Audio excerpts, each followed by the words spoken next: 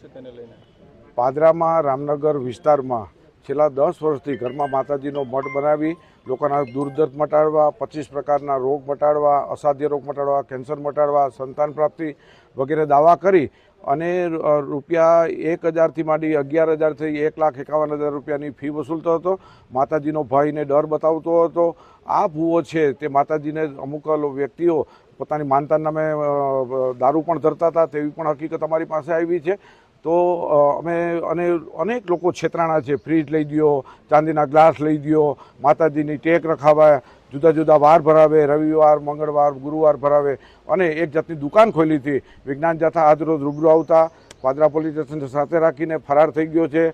પોતાને માતાજી અત્યારે કોઈ પણ પ્રકારની મદદ કરી નથી અને આ ભૂવો જે બોલતો હતો અને લોકોને ભરમાવતો હતો એ પોતે જ ભાગી ગયો છે. લોકોએ આમાંથી બોધપાઠ લેવાની જરૂર છે. અમે લોકોને અપીલ કરી કે હિન્દુ, મુસલમાન કે ક્રિશ્ચન કોઈ પણ આવા ઢોંગી હોય તો એને ખુલ્લા કરી હિંમત રાખીને ફરિયાદ કરવા આગળ આવે તેવી જાથા અપીલ કરે છે.